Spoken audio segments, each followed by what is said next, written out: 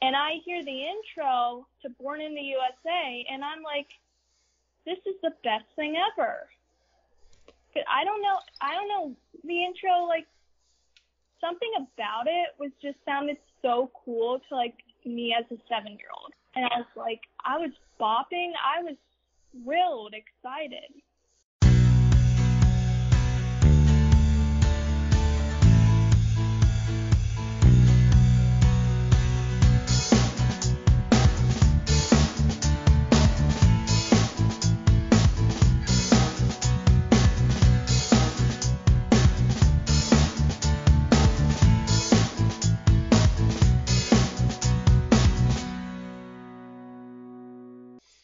Hello, everyone, and welcome to a new episode of Set Listing Bruce, your podcast all about Bruce Springsteen, his music, and mostly his fans. I am your host, Jesse Jackson, and joining me tonight is Laura. Laura, welcome to the show. Hi. Thank you for having me. Well, I am so thrilled. Bruce Springsteen royalty connected us. Donna from Bruce Funds sent a lovely email, and she copied you saying, "Hey Jesse, Laura has some wonderful stories, is a passionate fan. I think she'd be a great guest on your podcast." And so I reached out to you, and I'm so happy you're willing to join me. Thank you. Yeah. So tell us a little about yourself. I'm 19. I am a college student trying to just make it through, you know. I'm a fan of Bruce Springsteen, obviously. And I don't know what else is relevant. Well, I think that's a good start. Without getting into specifics, how is school going in the time of COVID? Are you doing everything remotely? Are you guys, talk to me a little bit about that. It's a scary time to be a student.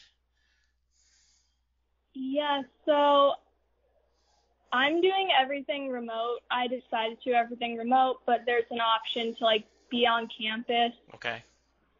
I feel like it's starting to get worse, like, with active cases on campuses, because it went, like, my school in particular went, like, the number of active cases went, like, 5 times, it expanded by 5 times, like, the original count in, like, 1 month, and for faculty 3 times, and honestly, I know some students who aren't being responsible as they should be. So, Laura, I'm right there with you. I live in Texas. We live in Dallas, and it is scary the amount of people, I see walking around without masks. I don't want to get too political, but we feel like as a nation, our current administration doesn't seem to have a plan, right? Like, oh, we'll just ignore it and it'll go away. And I'm worried. I am, and we'll get to something fun in a minute, but it is scary to think that, it's, as we're recording this, it's November 11th, and we're going into winter, and with a lot colder weather and people being more, close together. I think unless we try to take care of ourselves, we could see a lot worse situation. Well, I am glad you are staying safe, and I am glad you're able to do remote. And so please continue to be safe, and I'm proud of you, and I'm glad you're doing the right things.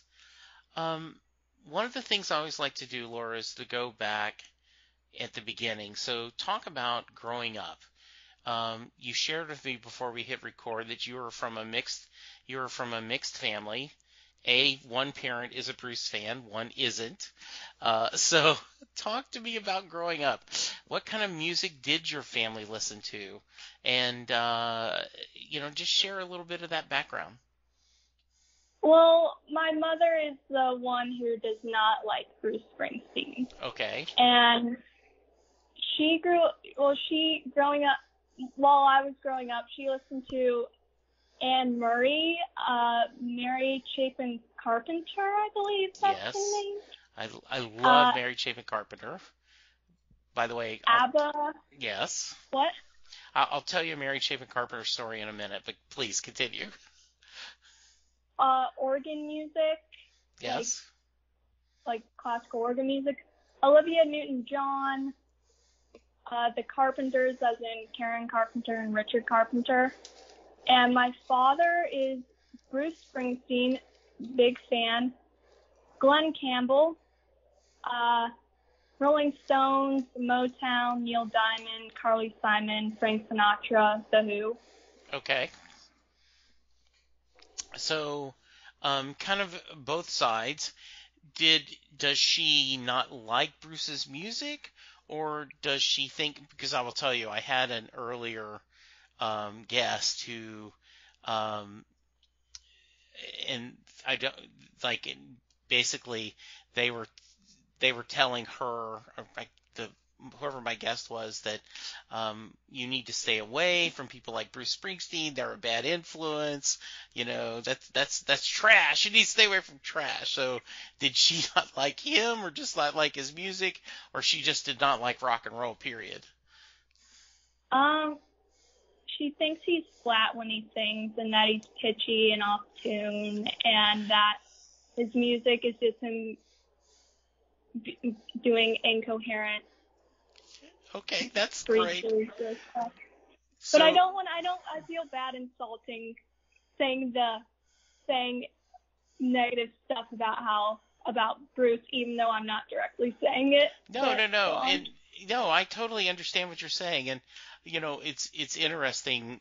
My lovely bride is like, you know, I can't understand anything he's saying. He grunts so much. And so what I told her to do, and I've told this story multiple times, is, you know, just pretend his voice is another instrument and it's an instrumental, and that made Linda like it a little better. You know, I think everything she said, there is certainly some truth to that, you know, we all have the reason why music is so powerful is we each have different things that speak to us. And if music speaks to you, sometimes you can't explain to someone else why. Like, one of the questions I ask is, how did you discover Bruce, and what about him captivated you? And sometimes people can tell that answer. Most of them can remember, but a lot of times people can't say why his music spoke to them. So how about you? You know, obviously your dad liked him. Can you remember when you first became conscious of Bruce? Okay, so I actually do. I have not to brag or anything, but I have a very good memory, so I can like pinpoint the moment. But like, it was like 2008, second grade. I was like 7, maybe, 7, and I was just a very curious kid, and out of nowhere, I think I asked my dad, "What music do you listen to?" He goes, "Bruce Springsteen and the E Street Band," and I'm thinking in my head, that sounds like a pretty cool name. And then I asked, "Can we listen?" And then flash forward like a few days later, we're picking my brother up from school, and we pick him up, then we drive home, and then I ask him, "Can we listen to Bruce Springsteen?" And he puts the Born in the USA CD in. And I hear the intro to Born in the USA, and I'm like, this is the best thing ever. I don't know the intro, like, something about it sounded so cool to, like, me as a 7-year-old. Yes. And I was like, I was bopping. I was thrilled, excited. I love that, right?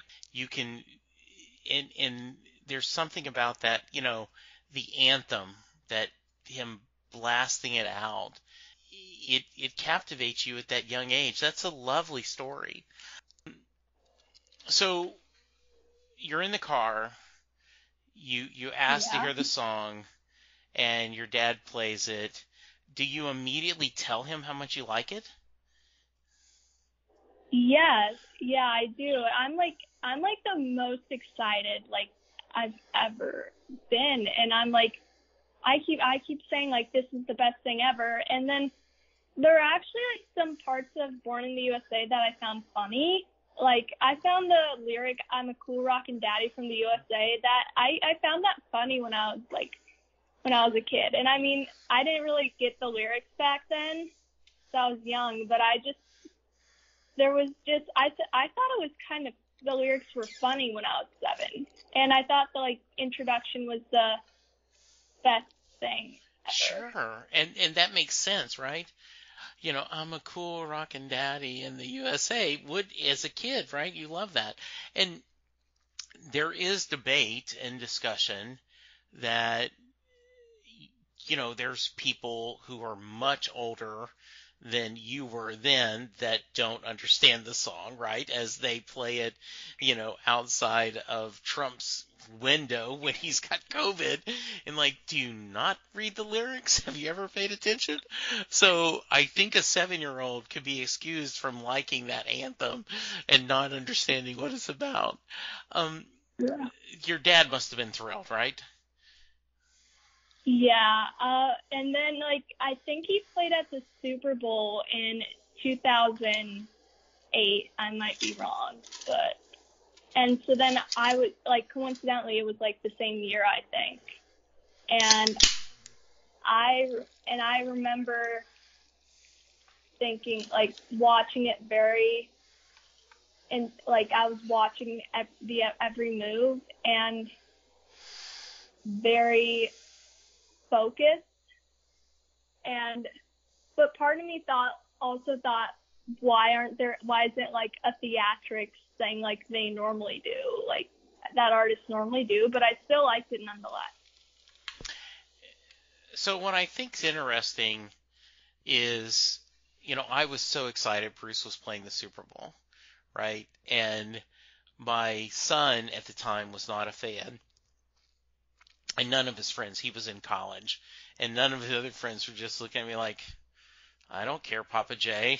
Like, like I don't understand why are you excited about it? Like, you understand it's Bruce. It's the Super Bowl.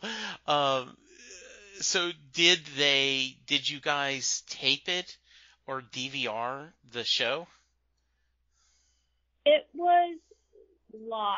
Like I think I watched it Sure. live. I don't think our TV did. We didn't have one of those advanced TVs Okay. back in that time. We didn't get like a flat screen until like a few years later, Okay. so we couldn't DVR it.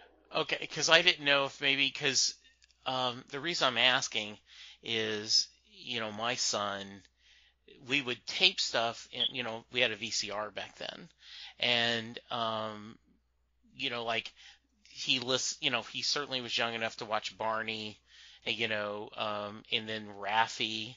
I don't know if you're probably too young to remember. Raffi was this Canadian guy that would do, children's music, but we would also tape local musicians, and he would like we had a lady named Sarah Hickman who's a friend of ours, and she was on like a local PBS special, and he would replay that music over and over again. So I didn't know, maybe they had taped the halftime show for you and you would replay it at times.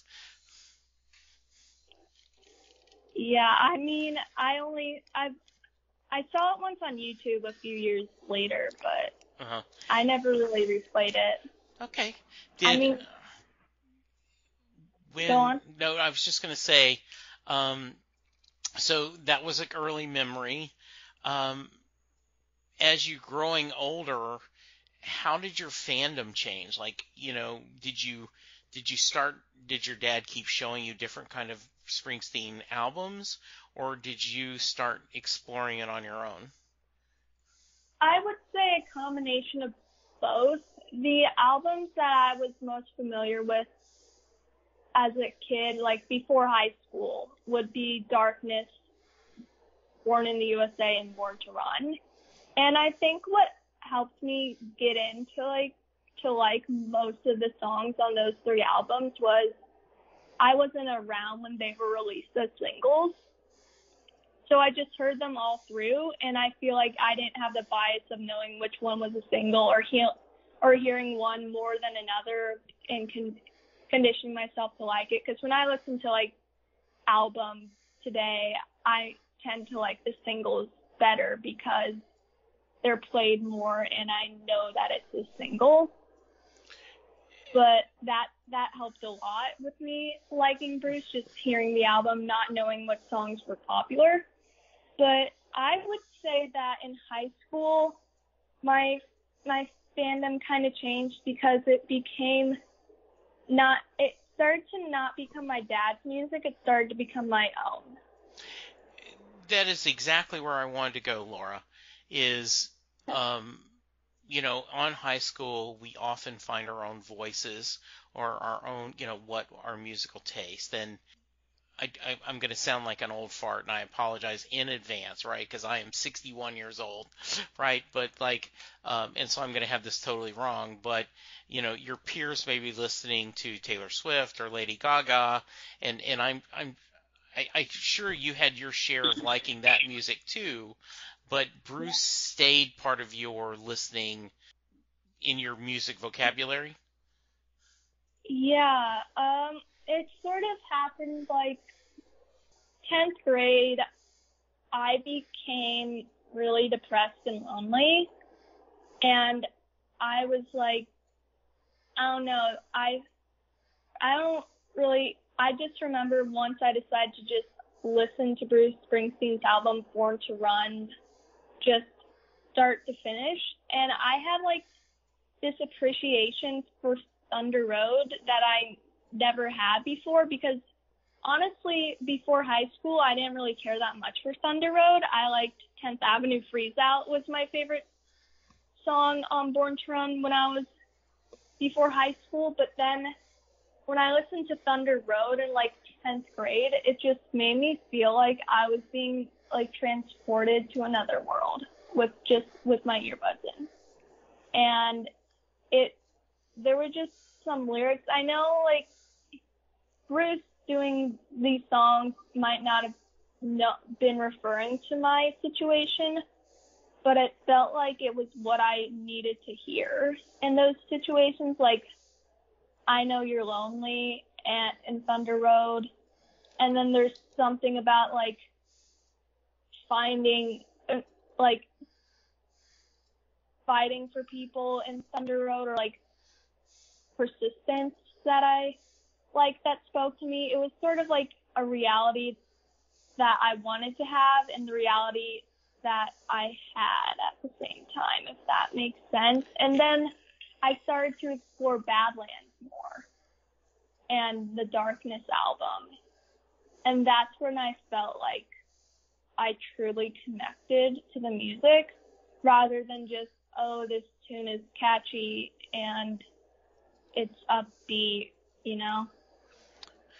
So there's a guy here in Dallas that is a musician, and he is part of a Springsteen tribute band, right? They do, and the actual name of the band is Thunder Road. And he was talking to me that he was fighting depression. And he said, the line in Thunder Road, you can hide neath your covers and study your pain, make crosses from your lover, throw roses in the rain. He said, that was me. I was hiding my face under the cover. He says, I was so depressed. And, Bruce's music helped me get through it. And I think that speaks a lot to not only the power of the music, but your soul, that it spoke to you, Laura, that all of a sudden, you're like 16, 15, 16, right? And the song all of a sudden wakens up, something you hadn't thought about before. And that's a beautiful story. Thank you. Yeah. I mean, and like even hearing the intro of Thunder Road captivated me. I was like, when you hear that like first harmonica pitch, I'm like, yes, you know? And Yeah. even that, and I try to tell myself, in another lyric that I like, I try to tell myself that it's a town full of losers. Like, I might be lonely, but, like, the people who I've been trying to impress, or the people who I've been trying to fit in with, I try to tell myself that they aren't all that. Like, it's literally a town full of losers. So why should I be trying to impress them so hard? They're not any better than me. Yeah. I don't always like feel that way, but I try to tell myself that. Well, it's hard to be. We all, Don Henley, who is one of the co-founders of the Eagles, and said once that he thinks in a lot of ways all of us are trying to recover from high school. And I don't want to belittle, because I know there is a lot of pain that as an adolescent and as a teenager we're going through, and there's so much about, high school that can be, painful and really tough. And I think whatever you can use to as a mechanism to help you survive, and as long as it's not cruel to someone else, I think is a very healthy thing. And the idea, like to say, um, this is a town full of losers, I'm pulling out of here to win, is not, well, I'm I'm not necessarily better than these people. What I'm saying is I have different dreams and I have different abilities, and they may not be recognized now, but in the future there will be a group of people, a family, a destination that will appreciate what I'm bringing to the table. Is that kind of what you're saying?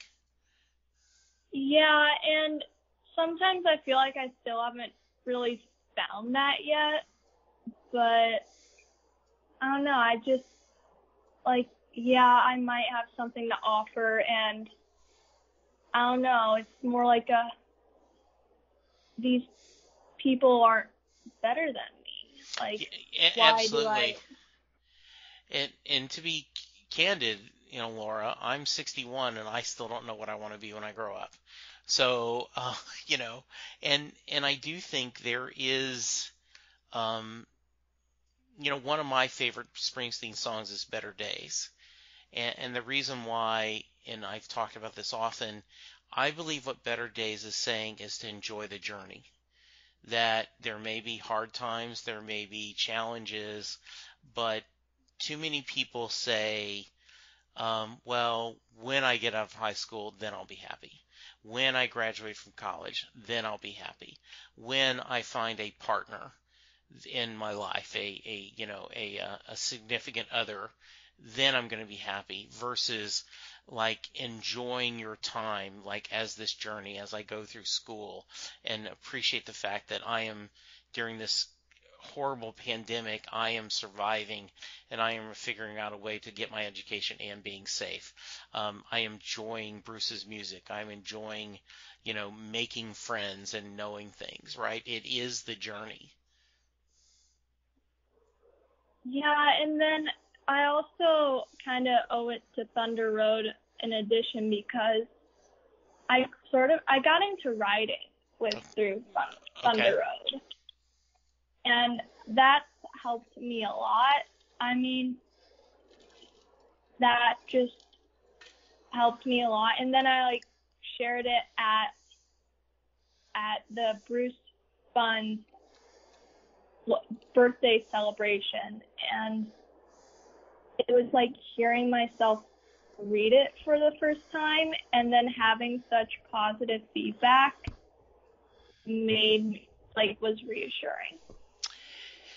Yeah, you shared a little bit of that with me, and so for our audience, like, kind of talk about what were you thinking, and talk a little bit about what you wrote, and what were you trying to say? It's it's a journey, like sort of like what you said, but it's someone's journey through like self-hatred due to feeling lonely and a feeling that like no one cares, and then how you feel like everything you say is just cringy. There's nothing special about you compared to others. No one sees it. All these grievances. And then it sort of takes a turn of like, but in the end, I want to be all right with me. And then it basically just, it's kind of like, I don't know if parody is the best word, spin-off, I don't know what you want to call it, but it's sort of like, it's like based off of Thunder Road. And then I remember I ended it with, it's a town, and what I've discovered, it's a town full of losers, so why am I so eager to fit in? And that's just my favorite part. I might not be totally on board yet, but part of me deep down, I think, believes that. And I think that is a powerful statement.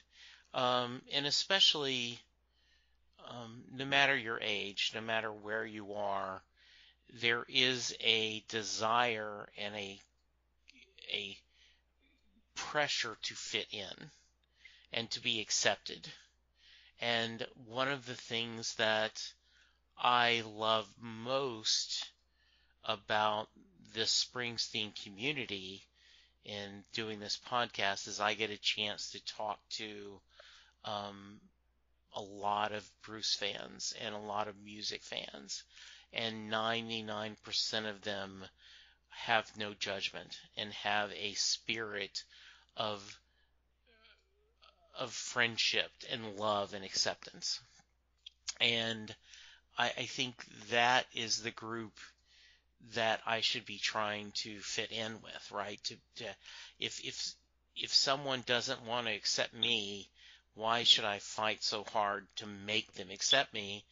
Because I know I'm valuable. I know I'm a good person, and I know I have value. And when I read your document, it's kind of half poem, half kind of, essay. That's what I felt. I felt like you were saying that I am important, I am valued, and you should understand that about me, and whether you want to accept it or not, I'm going to accept myself. Yeah, and I like how, and it like sort of goes on I would say that it goes on a journey, because like I broke it up into 3 parts. Yes. Where it's like, but I know my role, this ain't no Thunder Road, it's a lightning dead end, and all I needed was a friend. That part was, I think, one of the most raw what I was feeling. It was like candid. And then when you go to the other sections, like the end of the second section and then the third section, it's sort of reflecting and looking towards the future and having hope for something better, and like remembering that no one's really all that. We all have the same amount of coolness. I think it's very cool that his music has inspired you to write. What other writing are you doing? I also did something on another thing on Thunder Road, but I don't know where to put it. It's about just revisiting it and like what it means. Like I don't know how to explain it. It's about like someone who just wants to hear Thunder Road again. And it's about like listening to it in a time where you are just lonely and sad. Sure. And it's kind of like the other piece, but not, it's shorter, and I don't really think that it fit in as well. I mean, and also, this is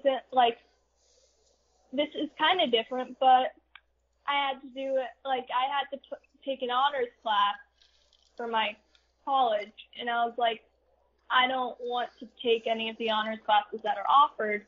So I emailed the director of the honors program, and I was like, what can we do? And then he's like, well, you can do an independent study. And this was like a week before classes started, so I didn't really have much time to plan something. And then we had to Zoom. And then he's like, well, what do you want your independent study to be about? And I'm like, Bruce Springsteen. And then he's like, that's a lot to work with. That's not very much. That's not very specific. And then I'm like, well, Bruce Springsteen. Oh, I mean, I eventually thought of something because I took a sociology class and and I had to do 3 proposals for a paper, and the professor picked one, and one of them was a Springsteen topic that the professor rejected. So I basically am deciding to do that for this. So for that independent study, I wrote a book review on Born to Run, the autobiography, which I got an A on. Very exciting. And also, I'm currently on page 7 of a 10-page paper I have to write. This was a sociology thing that was rejected by another class, but it's about how Bruce's life experiences and music represents American culture. That's very cool. I would love to read that when you're finished, because that's an interesting topic. In fact, anything you want to share, you have an open forum on. I don't have that many people going to my website, but you're welcome to share anything you want. I'll be glad to post it, and so that people can anything you want to share. I love how you're taking your passion for his music and you're using it as, one of the songs that has meant a lot to me during this time is the song from High Hopes, This Is Your Sword, right? This is your sword, this is your shield, this is the power of love revealed. And it sounds like you are using his music as a sword and shield to protect your tender heart and your your mental health. Yeah, and this might sound kind of bad, but sometimes I feel like I need to have a personality, or so I need to be passionate about something in order to make up for whatever bad feelings I might be feeling. And in that other thing that I wrote that I was talking about, it said something like, it talks about let me see. It says, myself, the person with no personality, the person who grafts on to Bruce Springsteen to say that life has meaning. And that's sort of, it is, I would say. And what he talked about in the Letter to You film, and he's talked about in the Broadway and in the book, is he has been having an ongoing conversation with his audience. And to quote the Land of Hope and Dreams, right? You'll need a good companion on this part of the ride. I think right now, Laura, Bruce's music is being a companion to you. And as you grow and continue to learn and expand and develop your social context, right? He'll always be a part of your life and a part of your companion. And I think depending on the circumstances, I think it'll give and take on how much you're relying on his music. Mhm. senior year of high school was probably like one of like the years where I felt like, yes, I listened to Bruce Springsteen, but it wasn't really like a survival thing. It Right. was more like a fun thing, and that's because I was significantly happier senior year of high school than maybe sophomore year or junior year, because I don't know, I just felt like I was valued more senior year by others and noticed more. I mean, by noticed, I mean just like validated, not necessarily I want attention, but validated. Yeah, and you know, I can tell you all you want, and your parents and your friends could tell you, you know, validation comes from yourself. But the reality, we are social creatures, and a lot of how we see ourselves is how others see us, and that is really important. And I can see how, you know, you're starting college, you've got all this COVID things going on. It is a stressful time for all of us, and especially going into something new.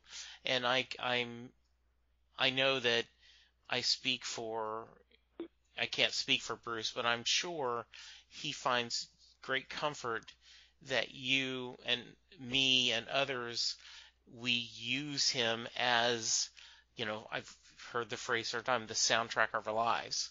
It is our companion. Mhm. And I just wish others could just could see that in Bruce. I mean, maybe more of my generation could, because there are some people who I just honestly wish that, friends who I wish that I could jam out to Bruce Springsteen with, but they haven't really caught the Bruce Springsteen bug like I have. I once tried to get one person to, but he reverted back to Travis Scott and Logic, who are rappers. Yeah, and I get that, right? And um, but it will come to them when they need it. And I think that's you stay true to your fandom. You learn and, you know, experience other music, and there will come a time, and I'm a firm believer in this, that there will be a Bruce song that will speak to someone, and you'll be able to say, see, this is why I felt this way. I mean, that's going to happen. Mhm. So, I always like to preface this that, you know, the amount of times you've seen Bruce perform live is not a fair barometer of how big of a fan you are. I've had people on the show that have never seen him. I've had people that have seen him over 300 times. Have you got a chance to see him live? That's interesting, well, funny yet aggravating story, because I love aggregating funny no, stories. no, because so there was a time in 2008, and I was like, or like it was either 2008 or 2009, maybe both, where I was like, can we see Bruce Springsteen? And my dad's like, no, it's a school night. Okay, so then flash forward 6th grade, 2012, I'm like, Obama and Bruce Springsteen were coming to the town I lived at that time to play a song to help Obama win re-election, I guess. And I'm like, can we go? And he's like, my dad's like, no, that's during school. And I even like told my social studies teacher in 6th grade that I could have been seeing Obama and Bruce Springsteen at that moment. And he's like, you should have missed class. And like even my teacher was saying that, like I would have let my kids miss class for that.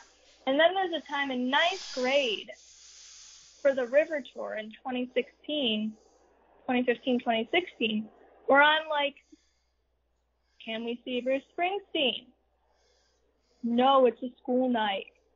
And then I don't get it how like one night, seeing Bruce Springsteen for one night in 9th grade wouldn't have ruined my academic accomplishment.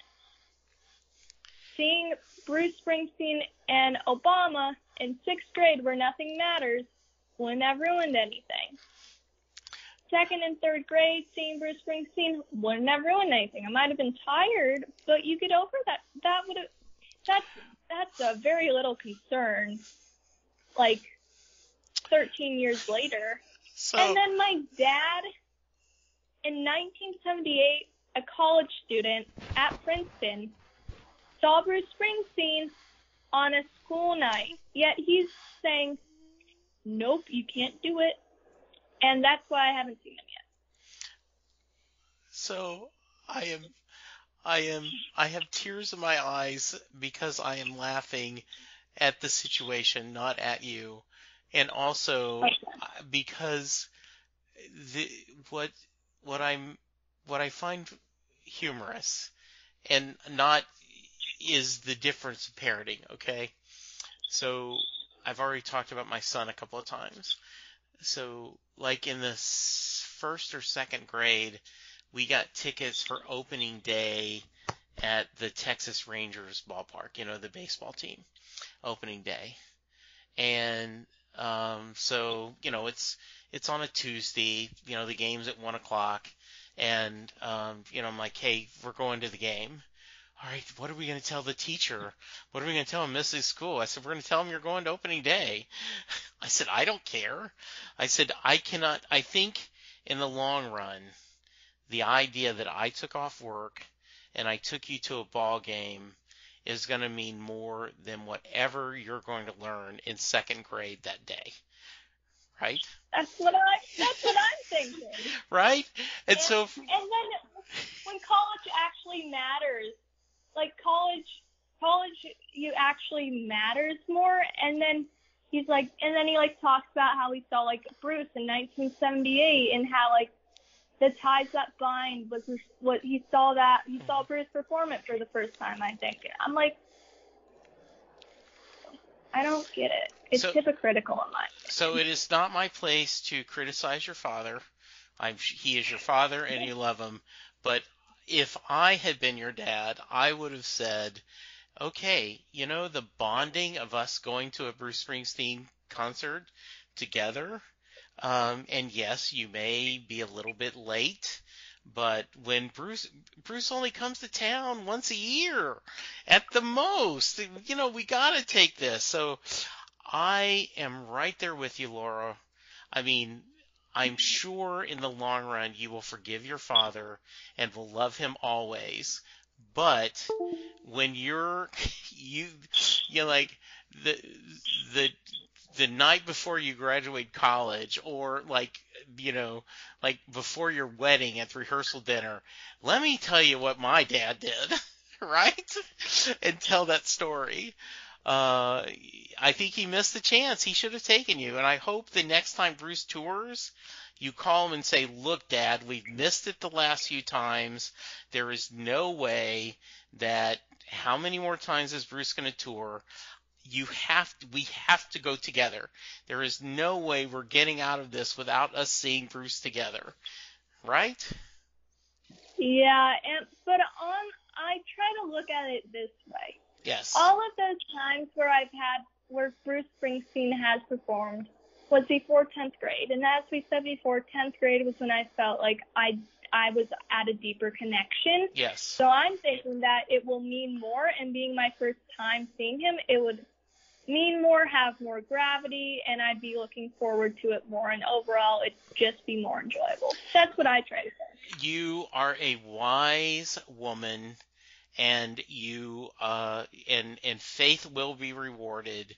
This is going to happen. It's going to be together, and you will hug your dad's neck and hold his hand when Bruce does Thunder Road or Born in the USA, and go, Dad, this was it. This was the first one. So that's great. Yeah, he better play Thunder Road. Yes, indeed. I hope he does it like the time, like on A Street Radio when they do the 2016 concert, when yes. When Bruce is like young anymore. Wait.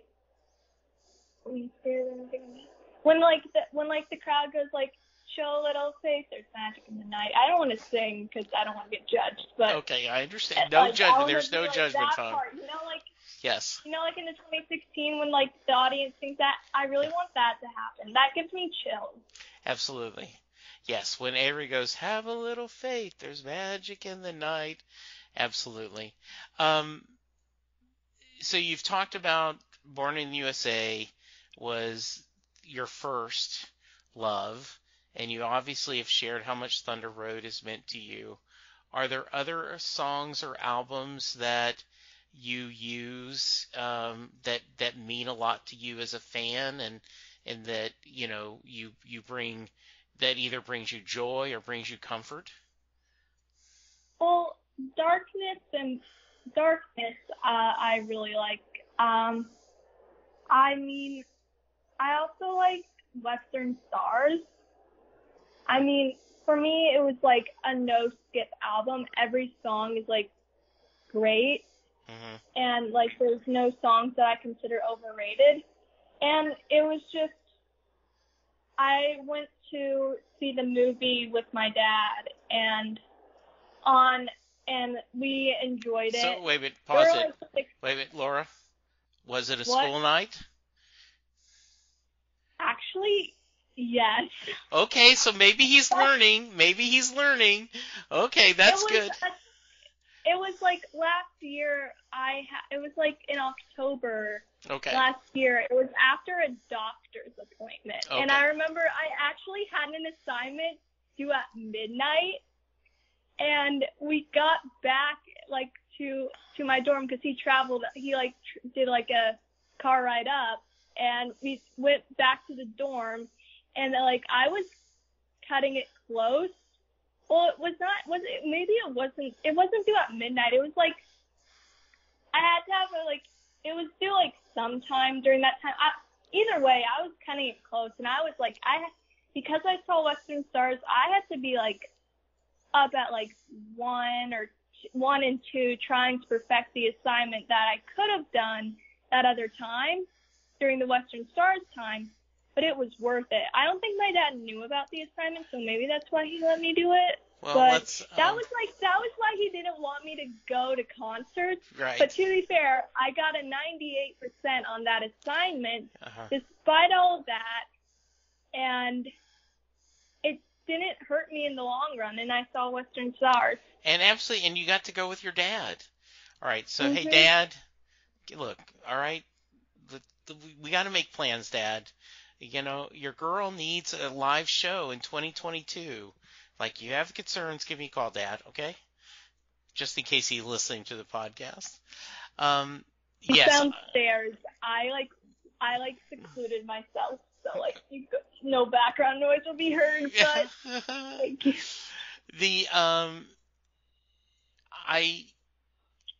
So you've already talked about you want to hear Thunder Road when you go live.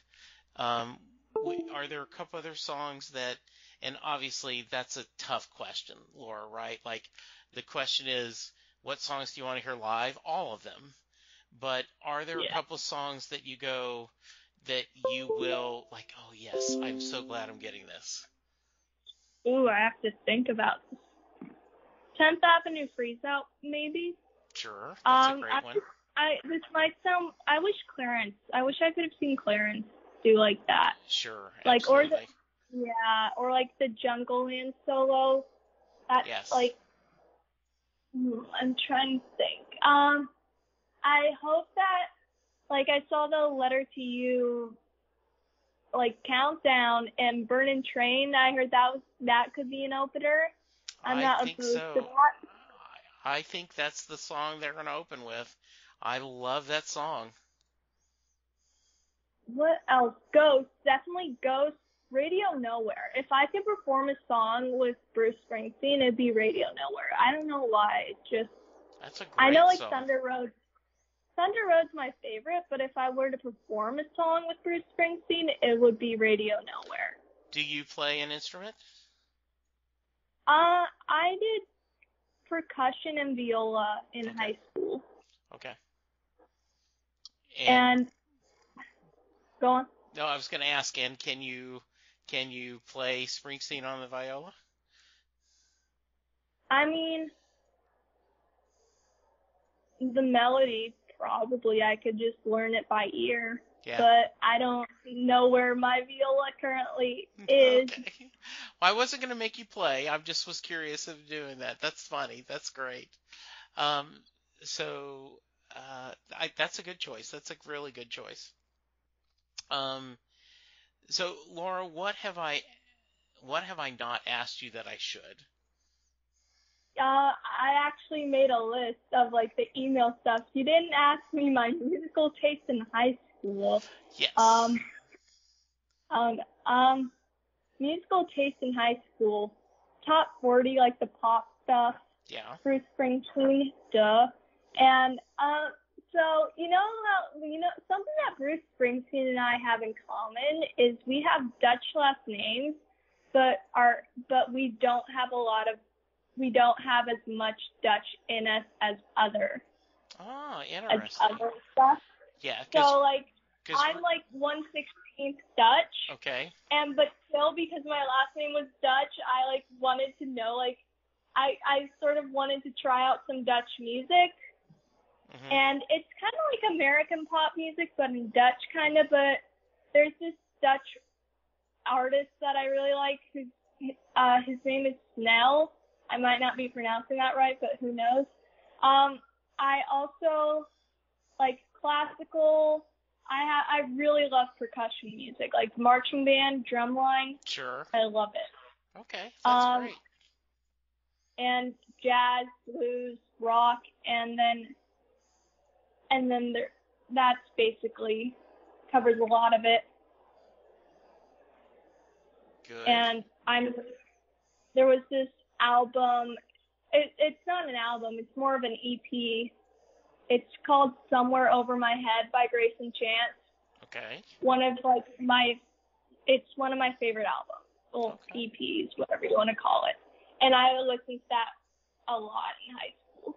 Okay, very nice. Good. So I think it's time for the Mary question. So let me set this up, and then the floor will be yours. So Jay Armstrong is an honors English teacher in the Philadelphia area, and every year his seniors they take 2 days and they break down Thunder Road as a poem. They go through all the lyrics. He talks about the imagery in the song. He talks about the themes of the song. They compare it to Robert Frost, The Road Not Taken. And at the end of the 2 days, Jay looks at his class and he says, "Does Mary get in the car at the end of Thunder Road?" So, Miss Laura, that is your question. Does Mary get in the car at the end of Thunder Road?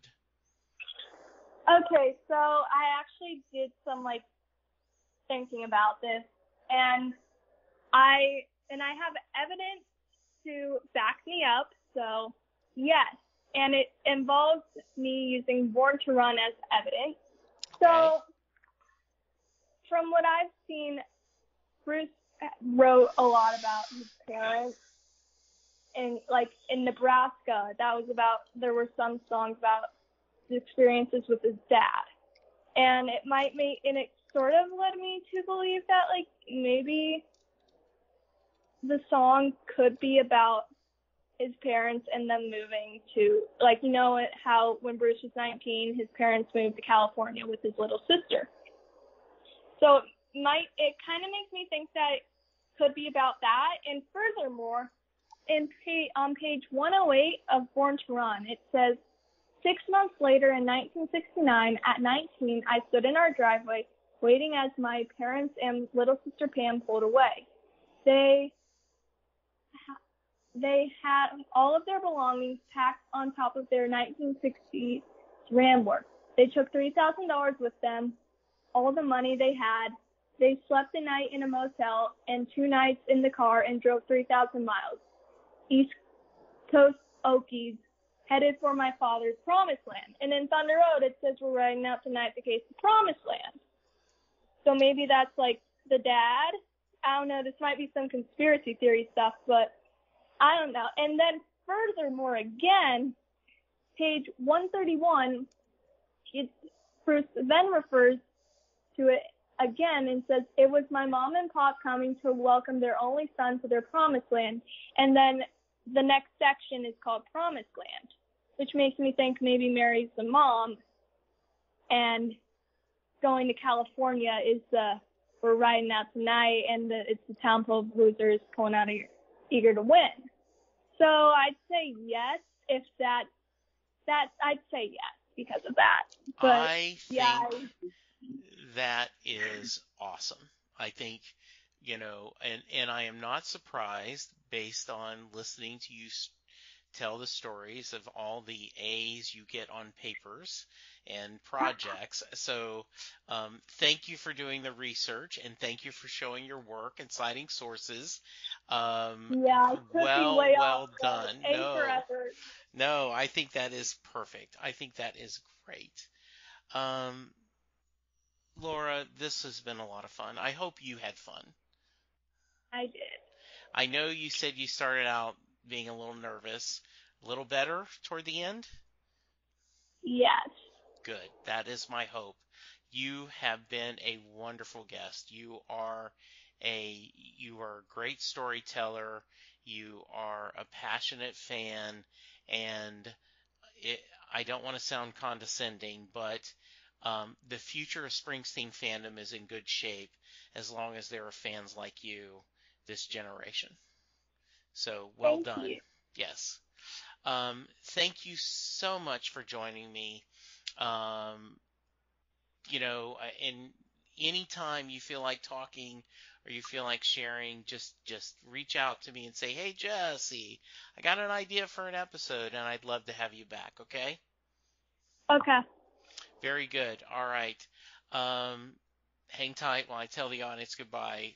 Listeners, thank you so much for listening. It means the world to me that you download these podcasts and listen.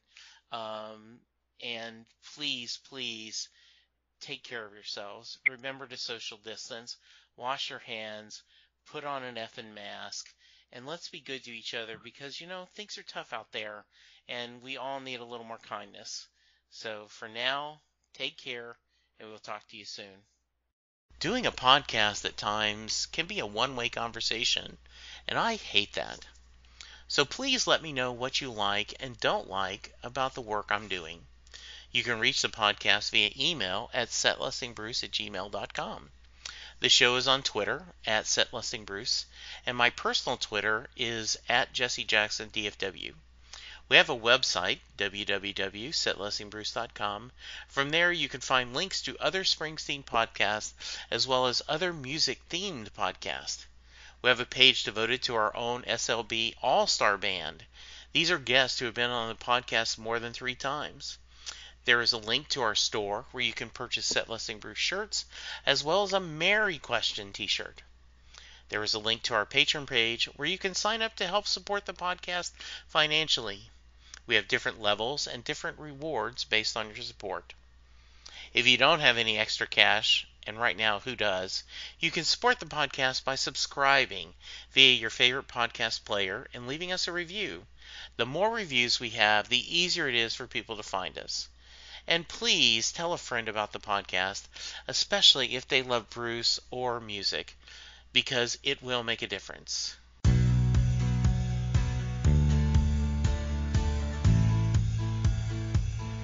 You just heard the fun talking, hard rocking, music loving, album ranking, fan thinking, joy spreading, lyric reading, story sharing podcast that is the one, the only Set Listing Bruce.